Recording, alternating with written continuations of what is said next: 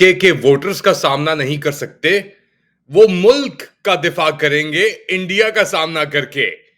ये मजाकिया एपिसोड नहीं है, ये लेट अली शो यू का एक और हकीकी फैक्ट बेस्ड एपिसोड है जो आपके लिए मैं पेश कर रहा हूं। और आज के शो में हम बात करेंगे कि पाकिस्तान का क्या मौकफ है इंडिया में पहलगाम में जो दहशतगर्दी का वाकया हुआ है। अब उसके ऊपर बहुत सारी बातें भी की जा रही हैं। इंडिया की तरफ से एक स्टेप्स भी लिए गए हैं। इंडस रिवर वाटर ट्रीटी जो है, IWT जिसे कहते हैं, इंडस वाटर ट्रीटी, 1960 से ये उसको सस्पेंड मुअत्तल करने की बात हुई है। वीजा सस्पेंशन की बात हुई है। मिलिट्री डिफेंस अटैशेज को रिटर्न करने की बात हुई है। लेकिन पाकिस्तान का मौकफ देर दुरुस्त आया है कि नहीं आया, ये हैं वो चेहरे। देखें, एक एक करके देखें और इनका कॉन्फिडेंस देखें। आपको कॉन्फिडेंस नहीं आ रहा है चेहरे देखकर? इतने माशाल्लाह जबरदस्त, पुरजोश, जवान चेहरे। अब जिसको आगे होना चाहिए था, जो बढ़ चढ़ के टू नेशन थियरी की बातें करता है, वो गायब है इस पिक्चर से। वो बैठा है साइड पे पीएम के साथ, all parties conference. All parties के अंदर कौन है? ये पटवार खाना बैठा हुआ है आपके सामने। इतना गुस्सा है अवाम के अंदर तुम्हारे खिलाफ, और तुम आके बातें कर रहे हो पाकिस्तान, 25 करोड़ अवाम। जब मैंडेट उनका चोरी करके जो काबिज तुम लोग बैठे हुए हो, कौन तुम्हें सपोर्ट करेगा? कौन ऐसी काबिज मैंडेट चोर अवाम यानी सियासत को सपोर्ट करेगा और इनके अहलकारों को सपोर्ट करेगा? इनकी बेगम इनके सामने खड़ी हो जाएगी, अपना दिफा नहीं कर सकेंगे।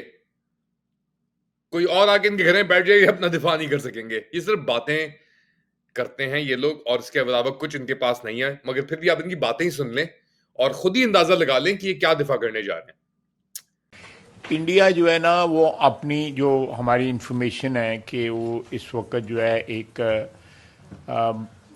ऑल आउट वॉर की जगह जो है पाकिस्तान के शहरों में जो है वो दहशतगर्दी की जो है पूरी तैयारी कर रहा है।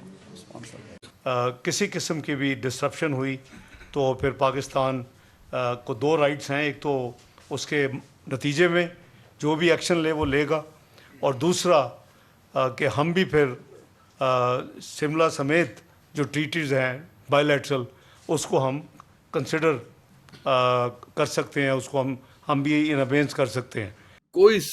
कोई शुरुआत नहीं, कोई इख्तिताम नहीं। इनकी हकीकत एक्चुअली, आपने इसाक डार को सुना, ख्वाजा आसिफ को सुना, ये दोनों ही मैंडेट चोर हैं, और फैमिली फेयर इन लोगों ने बनाया हुआ है हुकूमत को। अब दिन बस इंसान गिन रहेगा कि यार ये कब ये नहूसत जो है पाकिस्तान से उठेगी, ये कब अजाब अल्लाह हमसे उठाएगा, क्योंकि हमारे भी बहुत गुनाह होंगे जो हम पे ऐसे अजाब आके गिरे हैं। तो ये दोनों की तो बातें सुन ली। हकीकत क्या है? हकीकत क्या है वो उमर अयूब की जुबानी सुन लें आप। प्राइम मपेट शोबाज शरीफ, उसकी तरफ से स्टेटमेंट ही आपकी विशी वॉशी आई है, और ये स्टेटमेंट जो हैं ये डिफेंसिव स्टेटमेंट्स, अगला आपको मुंह पे तमाचे मार रहा है और आप ये भी नहीं कर सकते हैं। तो ये थे उमर अयूब, पाकिस्तान तहरीक इंसाफ के लीडर, और इनकी बात भी ट्विटर के ऊपर भी आके कह रहे हैं कि हमारे पास तो भाई लड़ने के लिए ना पैसा है, ना एम्यूनिशन है, ना तेल है। सही है, इंडिया के पास अगर वो जंग में जिस तरह पहले जिक्र कर रहा था, वो 2-2.5 साल तक जंग लड़ सकता है। मगर उसको क्या खदशा है? चाइनीज रेडार इंप्रूवमेंट जो 2019 के अंदर लास्ट टाइम जो झड़प हुई थी पुलवामा के बाद, अब पहलगाम के बाद उनका पूरा इरादा तो है कि वो एक स्ट्राइक करेंगे और फिर थोड़ी नेगोशिएशन होगी। और उन्होंने अपना एक बड़ा एक मैच्योर तरीके से ट्रैप भी डाला हुआ है। एक तरफ वो अमेरिका को भी उन्होंने घेर लिया है, अब वो गाजा वाजा की बातें भी कर रहे हैं, इसराइल को भी उन्होंने साथ में मिला लिया है। पूरी दुनिया का एक तरीके से रुझान जो है वो पाकिस्तान दहशतगर्द के ऊपर आ गया है। यहां तक कि इंडिया ने कोई अभी तक एविडेंस प्रोवाइड नहीं किया कि क्या हुआ है, कैसे हुआ, क्यों हुआ, और हमारी प्रायोरिटीज क्या है।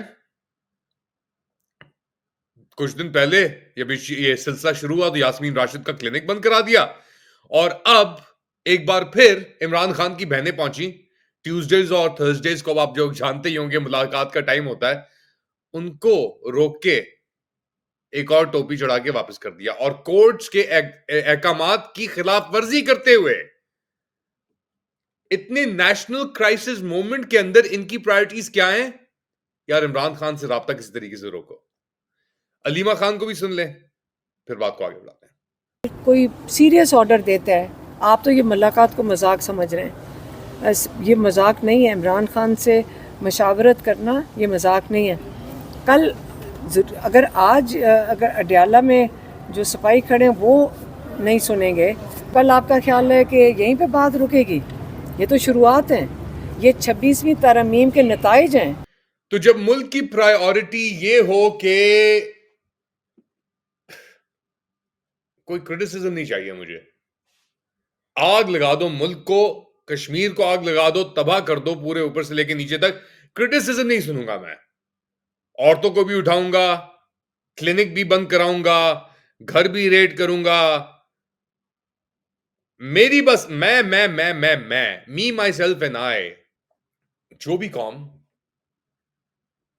किसी अफवाज के साथ जब नहीं खड़ी होती ना, अपनी अफवाज के साथ एक जंग की सूरत हाल में, एक खाना जंगी जैसी सिचुएशन जब क्रिएट की गई है इस मुल्क के अंदर पिछले 3 साल के अंदर, और फिर कह रहे हैं कि जी अब कौमी मुफाद के लिए, यार छोड़ दो, भूल जाओ यार, कौमी मुफाद के लिए। तुमने कौन सा कौमी मुफाद छोड़ा है भाई? किस बुनियाद पे? अपने लोगों को तो तुम मुंह नहीं दिखा सकते और ये कौमी मुफाद की बातें कर रहे हो।